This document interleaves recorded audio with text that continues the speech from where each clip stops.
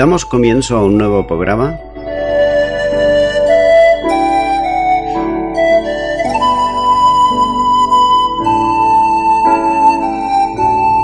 Servidores de Dios.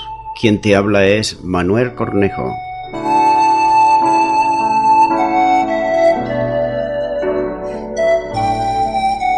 Este es un programa que está respaldado por la Iglesia Evangélica Misión Evangélica de Cataluña.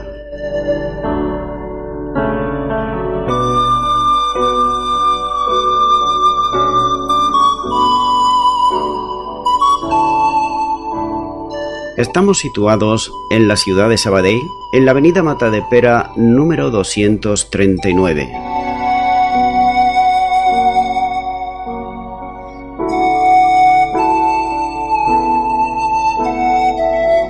Antes de dar introducción a la palabra de Dios, estaremos poniendo una alabanza.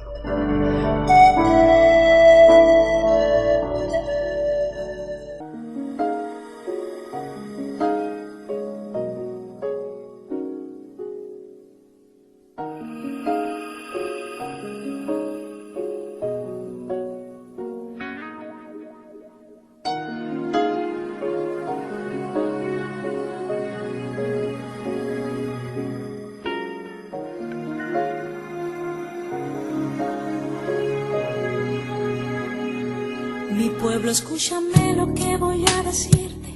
Solo será un minuto si tienes que irte. No quiero digas nada, simplemente escucha. Perdona si en un momento te interrumpa. Hoy hace 2000 años fui crucificado, mi cuerpo escupido y ensangrentado. Llevé todas tus culpas sobre mi costado, para darte la vida eterna como un regalo. Y hoy surgen preguntas: ¿por qué no me escuchas? ¿Por qué no me miras? ¿Por qué no me abrazas? La hipocresía se clava en tu mente y dices que me amas. Te has hecho muy fuerte en tus razonamientos, has cambiado mi gloria por tus sentimientos. A veces por las noches vengo y te despierto, pero ya no te importa hablarme un momento. Te pasas todo el tiempo hablando cosas vanas, si la televisión, las modas o la fama. Has perdido la santidad que en ti brillaba. Sabes más de novelas que de mi palabra. Mi anhelo es usarte, que muestres mi gloria, y en mi devoción que rebose tu copa, que cambies el mundo cada vez que hables, pues el tiempo se agota.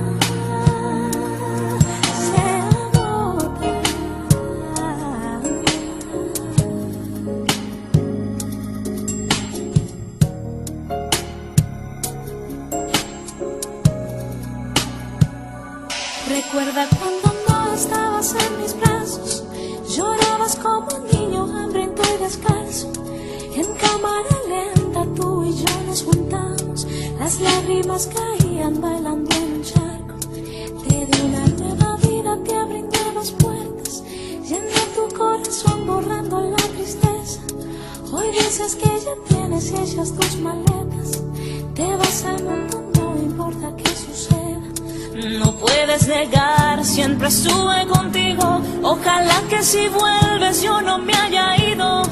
Entonces será demasiado tarde y no podrás encontrarme. Tus mejillas se gastarán de llorar por mí cuando recuerdes los momentos junto a ti.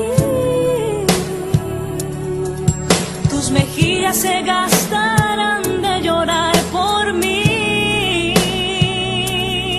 cuando recuerdas los momentos junto a ti.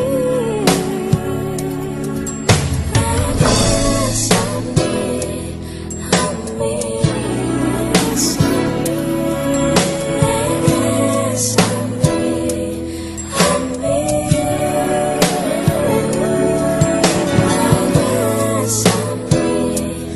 a mí.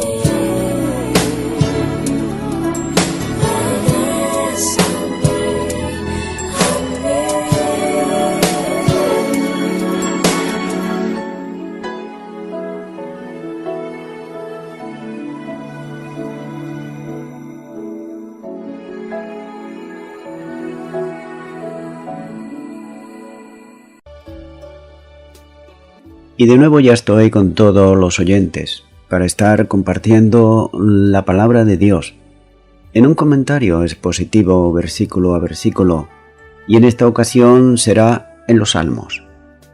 Continuamos entonces por el Salmo capítulo 2 y versículo 5, donde nos dice la palabra de Dios: Luego hablará a ellos en su furor, y los turbará con su ira. En el versículo anterior nos dice la palabra de Dios que Él, Dios, se rió de aquellos que se levantaban en contra de Él, pero ahora les hablará. Así que no necesita atacarles. Con el aliento de su boca le basta, como dice Job, capítulo 4 y versículo 9. Perecen por el aliento de Dios, y por el soplo de su ira son consumidos. En el preciso instante en que el poder de los impíos llega al crisma y su furia alcanza los límites de la violencia, es entonces cuando Dios envía contra ellos su palabra. ¿Y qué dice su palabra? A pesar de vuestros amotinamientos, a pesar de vuestras maquinaciones y confabulaciones, a pesar de la sabiduría inútil de vuestros consejos y los esfuerzos vanos de vuestros legisladores, dice Dios, yo he establecido mi elegido como rey sobre el monte de Sión. En otras palabras, he hecho aquello que vosotros tratabais de impedir. Mientras vosotros proponíais, yo he dispuesto. Mientras vosotros maquinabais, yo he ejecutado. Por tanto, la voluntad del Señor se cumple por encima de todos los eventos y amotinamientos que puedan surgir de parte de los hombres. El ungido de Dios ha sido designado y no será defraudado ni desilusionado. Tan solo si miramos hacia atrás, a lo largo de todos los signos de la infidelidad del hombre, prestaremos atención a todas las atrocidades que los hombres han dicho y han hablado sobre el Altísimo. Entonces agudicemos el oído para escuchar el trueno y la descarga de las ondas malas, amotinadas contra la majestad de los cielos. Y después pensemos de cómo Dios, al contemplarlos, le dice sonriente: pero yo he puesto a mi rey sobre Sión, mi santo monte, de manera que Dios le hablará a ellos en su furor. Y esto es precisamente lo que deben de entender todos aquellos que se levantan en contra de Dios y en contra de Jesucristo, que pese, aunque hagan maquinaciones, menosprecien y se burlen de Él, Dios llevará a cabo siempre sus propósitos. Y sigue diciendo aquí la palabra de Dios en este versículo: y los turbará con su ira. Esa ira y cólera del Señor, de los turbará, no hay que interpretarla en el sentido de que el Señor alterará sus mentes, ni mucho menos, sino que es más bien la fuerza con que ejerce el castigo de manera justa, ya que toda criatura está sometida a Dios. ¿Por qué? Porque nos guste o no, Él es nuestro creador, nuestro sustentador y nuestro hacedor día tras día. En este sentido, es preciso tener presente la palabra de Salomón, cuando dice, en el libro de Sabiduría capítulo 2 y versículo 8, Tú, Señor de poder, juzgas sin perder la calma y nos gobiernas con gran respeto.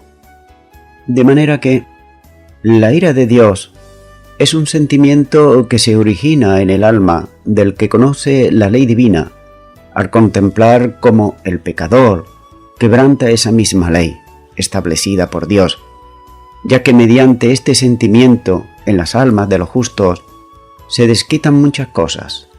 De todos modos, cabe también la posibilidad de entender la ira de Dios en el sentido de una oscuridad o ofuscación que invade la mente de aquellos que transgreden la ley divina. En otras palabras, que sus mentes están enteblenecidas. Por otro lado, vemos que Casiodoro comenta sobre esto mismo y dice: que Dios nos enciende y se arrastra en una escala emocional contra los impíos, pues la divinidad no está sujeta a las pasiones y emociones humanas, ya que es elemental, que es eternamente inamovible. Tan solo le retira el impacto de su gracia. Es como muchas veces cuando encontramos en el Nuevo Testamento y nos dice la palabra de Dios que Dios los entregó a pasiones desordenadas, los entregó a otras muchas cosas. Quiere decir que Dios retiró su protección de ellos, es decir, el impacto de su gracia ya no estaba sobre ellos y así se encontraron ellos completamente turbados. Así que la retribución de los pecadores se define como la ira de Dios. Sigue diciendo este versículo que le hablará en su furor. Se refiere al momento cuando vendrá para juzgar al mundo. También hay que hacer notar que la ira de Dios no impide el perdón si hay arrepentimiento. Esto quiere decir que el hombre y la mujer en el día de hoy tienen esa maravillosa oportunidad de poder arrepentirse delante de Dios y poder ser salvos por medio de Jesucristo, su ungido. Y muestra de ello lo podemos ver en la palabra de Dios, de cómo Dios habló en su ira y su furor por boca de Jonás a los ninivitas. Y no obstante, puesto que se arrepintieron, cubriéndose con sacos y sentándose sobre sus cenizas, no le aconteció nada de lo que le había anunciado Jonás. Jonás le dijo: arrepentíos, porque si no esta ciudad va a ser destruida en 3 días. Ahí nos lo muestra Jonás capítulo 3 versículo 1 al 10. Y los ninivitas se arrepintieron y no fueron castigados. Y esto nos muestra también que el hombre y la mujer, como he dicho antes, tienen la oportunidad en el día de hoy de, cuando escuchan el Evangelio de Jesucristo, de poderse arrepentir de sus pecados y venir a Cristo Jesús. Continúo con el Salmo capítulo 2 versículo 6, donde sigue diciendo la palabra de Dios: pero yo he puesto mi rey sobre Sión, mi santo monte.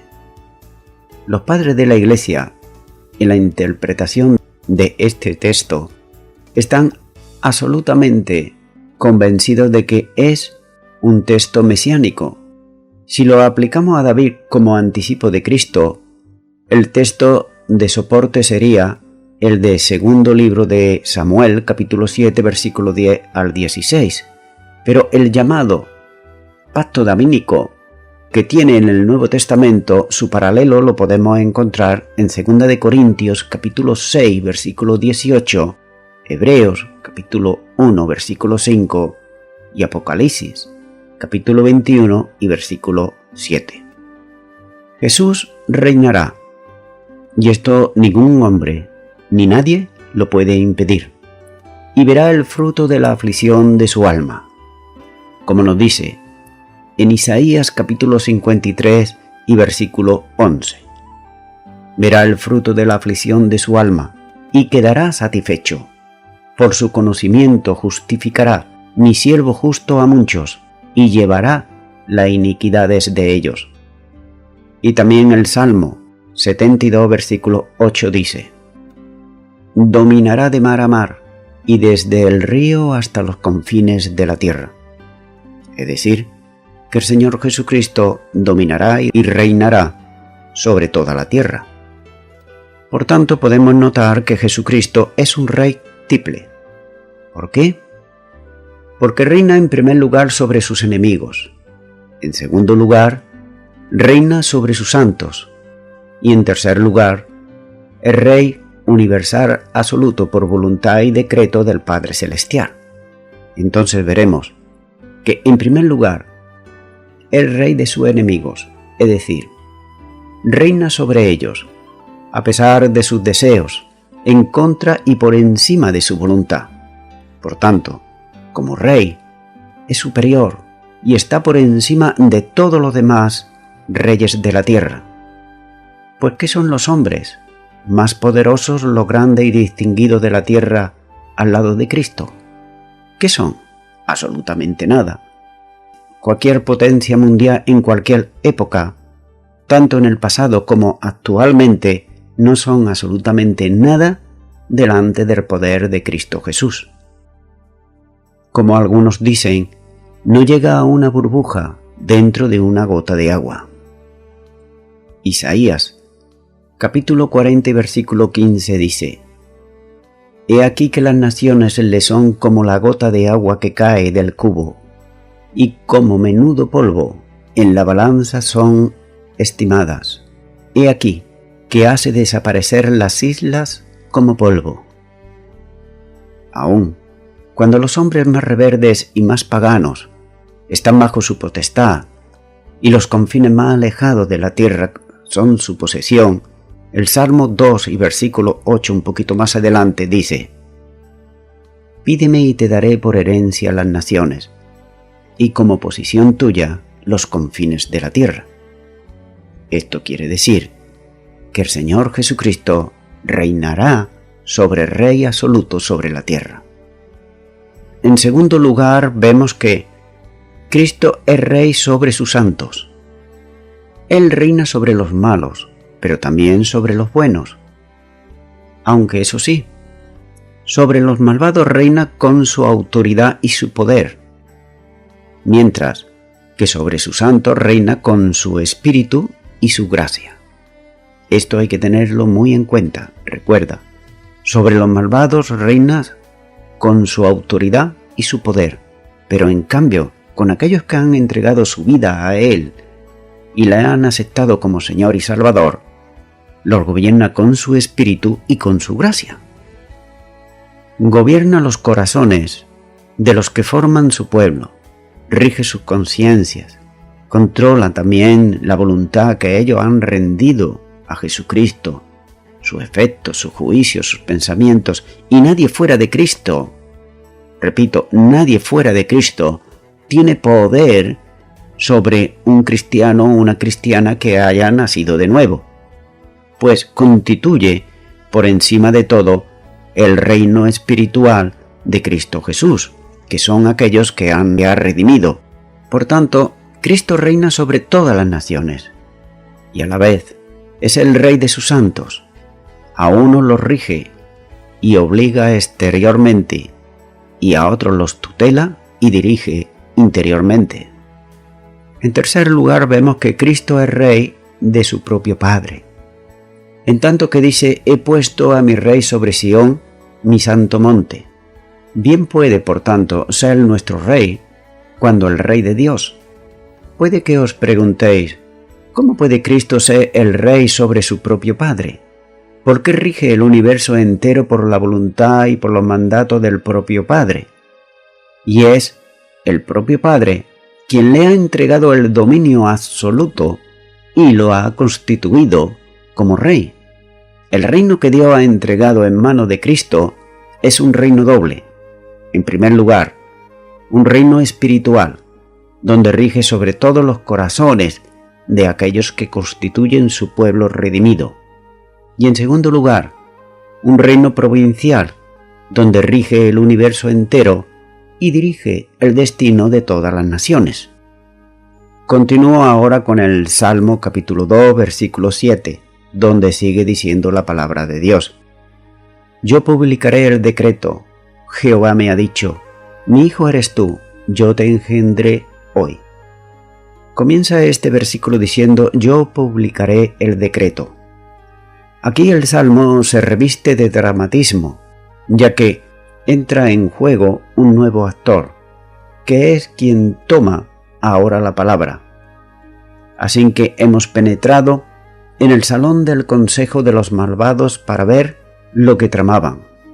Hemos subido al trono de Dios para ver cuál era su postura y reacción al respeto. Pero ahora contemplamos al ungido, proclamando sus derechos y soberanía y advirtiendo a los traidores acerca de su destino irremisible si no se arrepiente. También hemos podido ver que Dios se ha reído del consejo de los impíos y se ha burlado de su complot y de sus motines.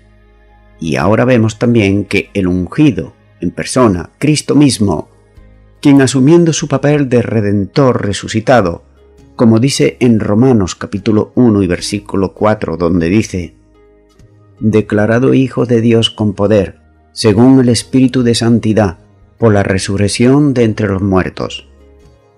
Puede decirse que contemplando el rostro airado de los reyes rebeldes, el ungido les dice: si esto no basta para reducir el silencio, yo publicaré el decreto.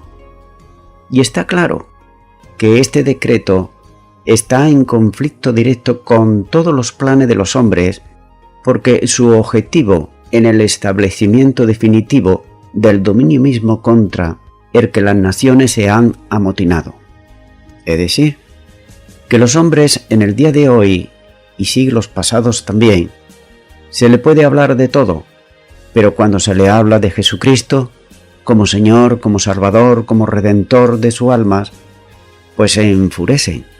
Por eso, aquellos que no quieren saber nada de parte de Dios y que Dios extiende su mano, llegará el día en cual el mismo resucitado, Él publicará el decreto. Sigue diciendo: mi hijo eres tú. Esta es la noble prueba de la gloriosa divinidad de nuestro Emmanuel, Dios con nosotros. En Hebreos capítulo 1 y versículo 5 dice: porque ¿a cuál de los ángeles dijo Dios jamás: mi hijo eres tú? Yo te he engendrado hoy.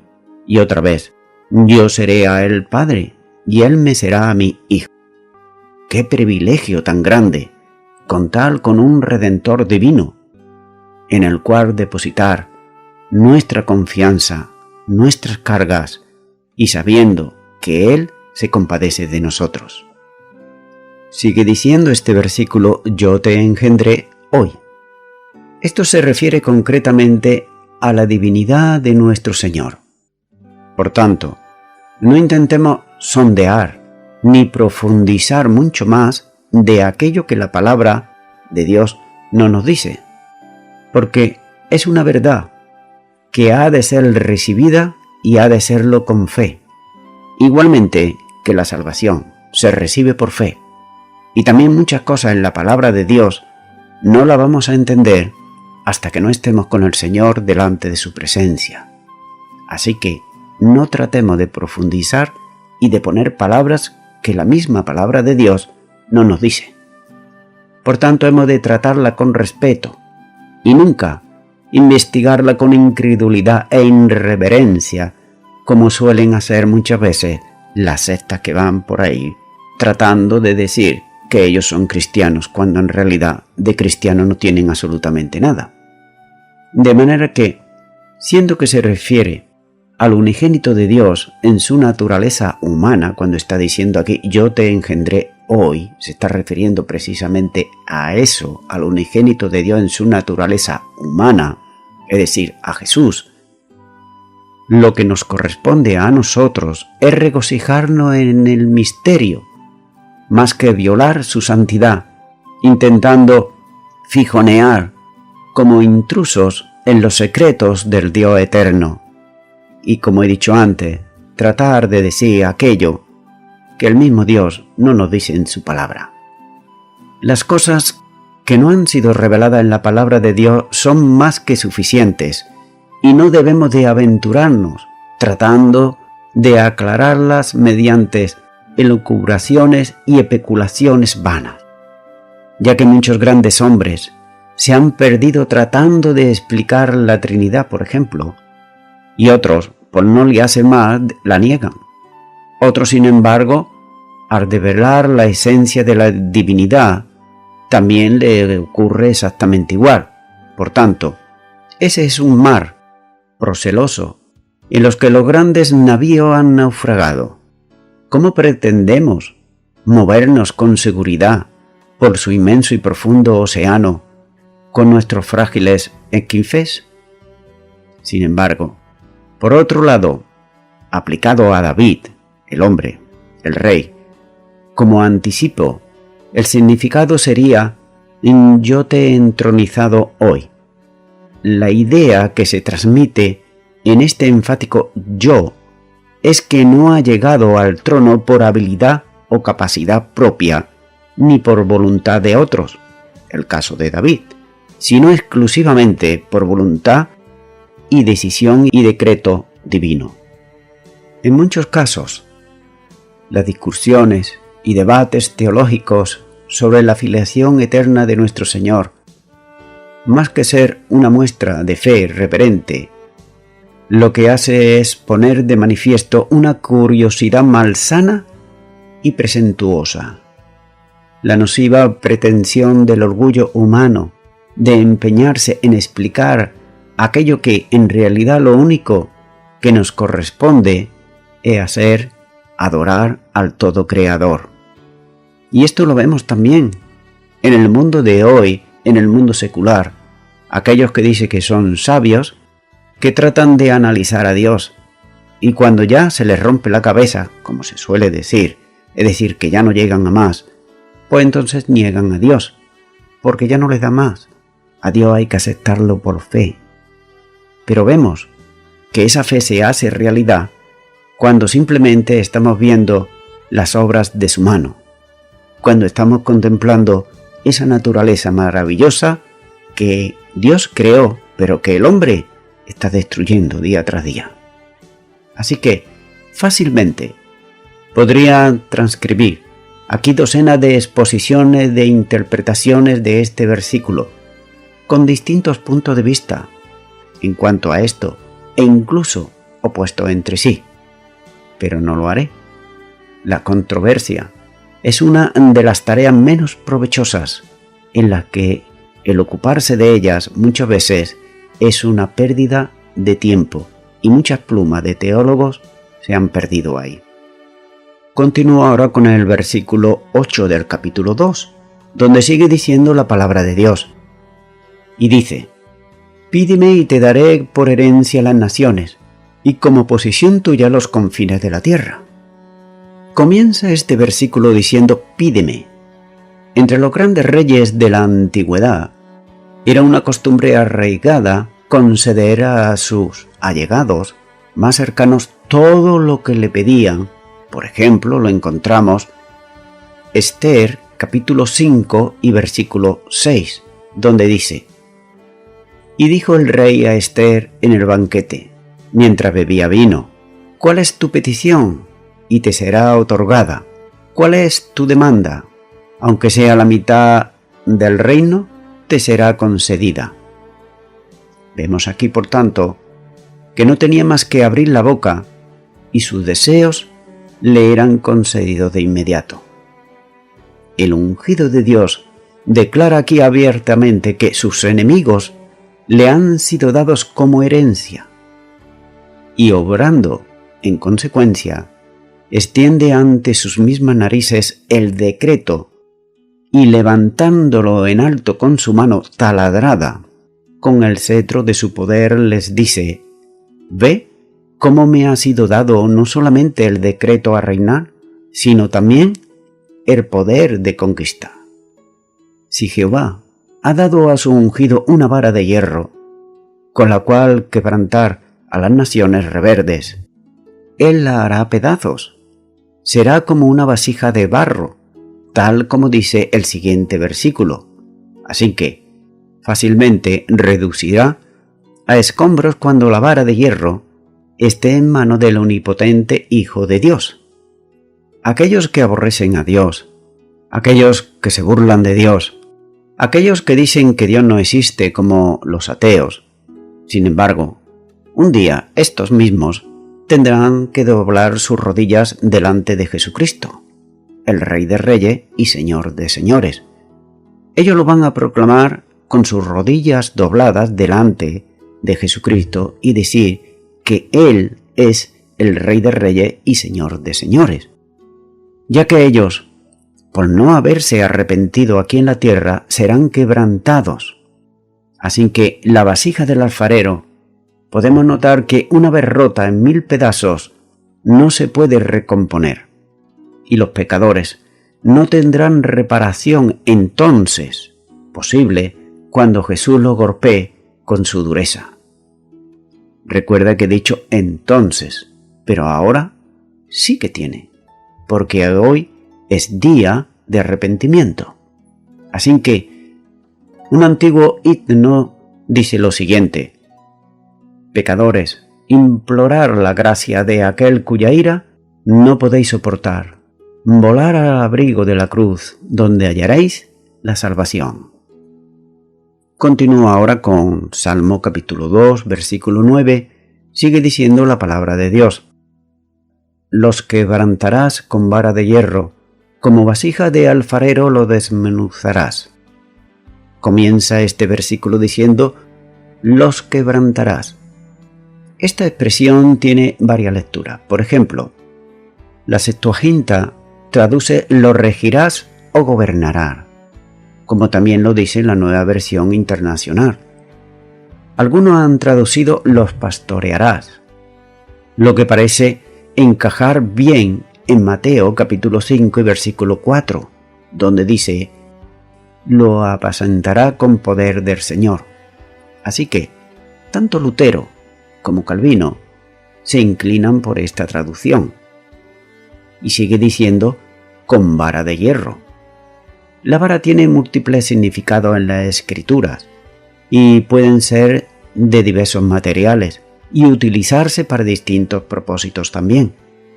En épocas primitivas, una vara de madera, bajo el nombre de cetro, se interpretaba como un signo de realeza. Con el paso del tiempo, poco a poco, la idea de este cetro fue ganando importancia y se convirtió en una señal característica del imperio, del reinado del monarca en particular. Así que un cetro de oro denotaba riqueza y poder. Era un símbolo de pompa y de ostentación de poder. El cetro de justicia, al que se refiere la referencia del Salmo 45 y versículo 6, donde dice: cetro de justicia es el cetro de tu reino. Es símbolo de la verdad, de la equidad, de la rectitud, que distinguirá el reino del Mesías cuando sea establecido sobre la tierra. Pero sin embargo, cuando se dice que aquel cuyo nombre es el Verbo de Dios herirá a las naciones, y dice: y la regirá con vara de hierro, como dice Apocalipsis 19:15, de su boca sale una espada aguda, para herir con ella a las naciones, y él la regirá con vara de hierro, y él pisa el lagar del vino del furor y de la ira del Dios Todopoderoso.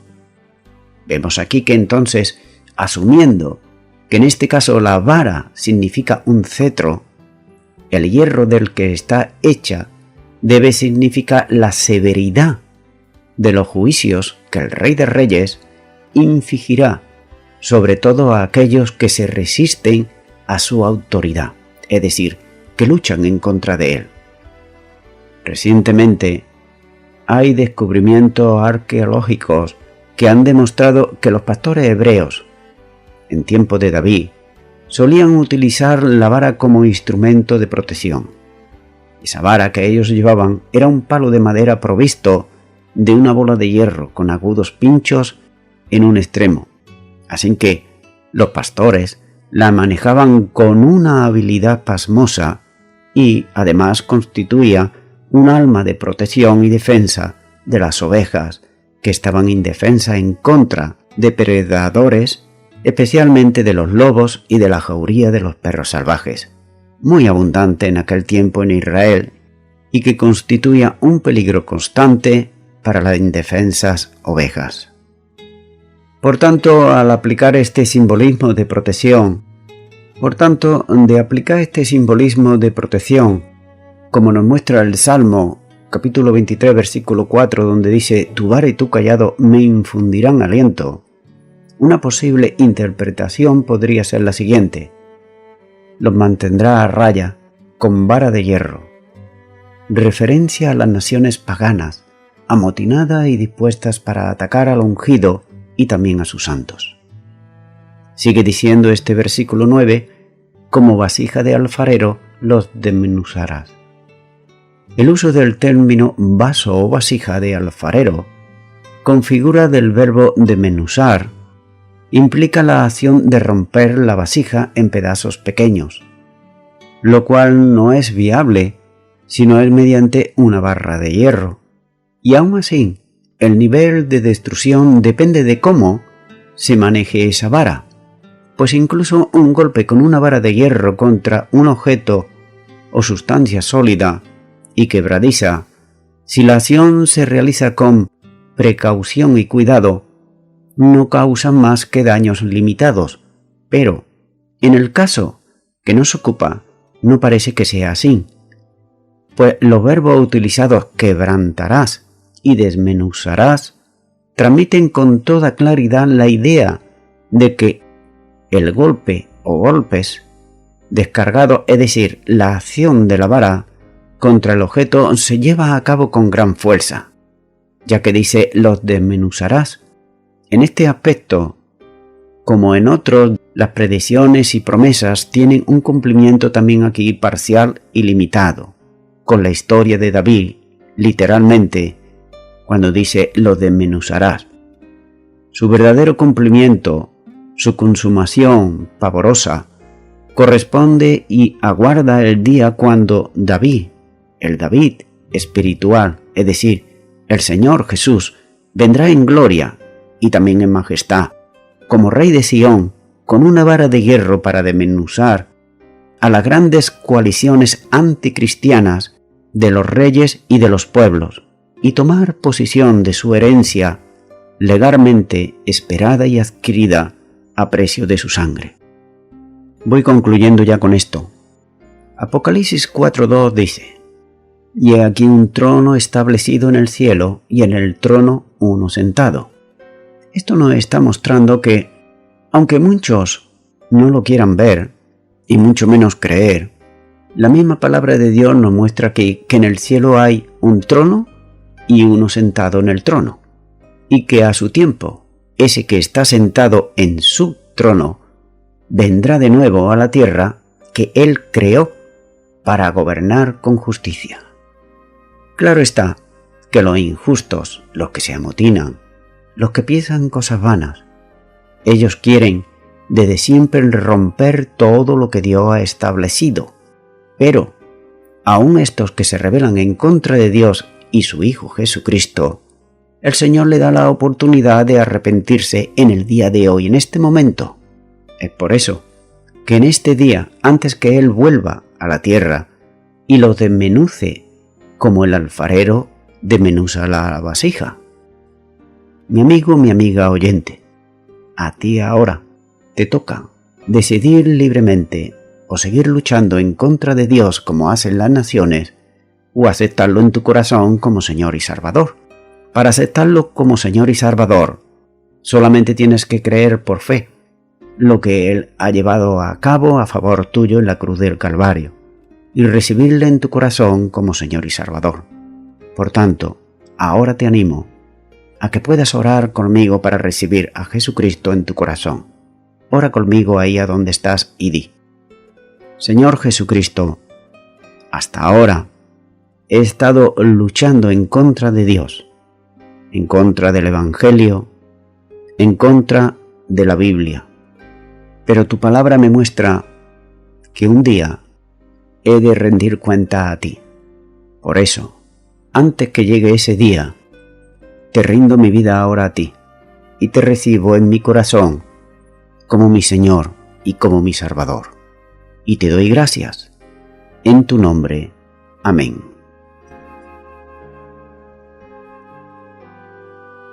Amigo y amiga oyente, si tú has hecho esta oración de todo tu corazón, te recomiendo que comiences en primer lugar a orar a Dios en el nombre de Jesucristo.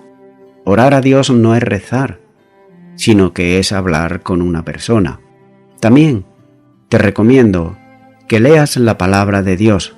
Comienza por los evangelios si no lo has hecho nunca. Y también te recomiendo que para que puedas crecer espiritualmente, te congregues en una iglesia cristiana evangélica donde se predique, se enseñe y se practique la sana doctrina y la palabra de Dios.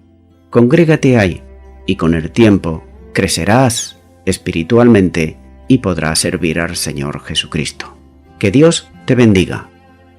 Y a toda la audiencia, Nuevamente, ya me estoy despidiendo de todos ustedes y será hasta el próximo programa. Que Dios os bendiga a todos.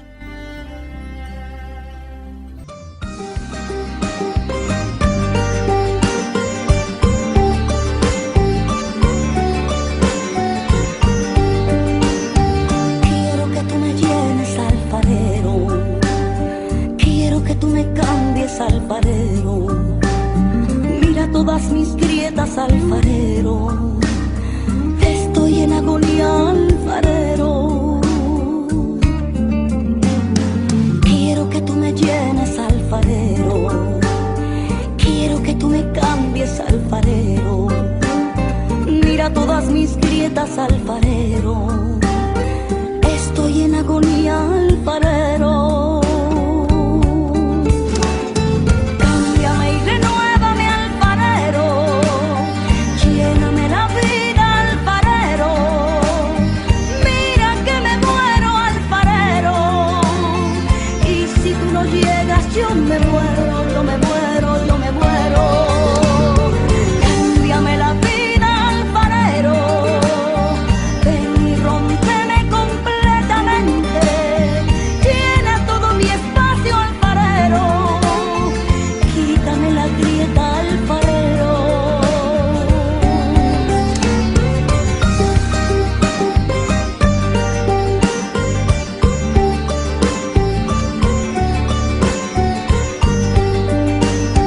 Quiero que tú me llenes, alfarero. Quiero que tú me cambies, alfarero. Mira todas mis grietas, alfarero.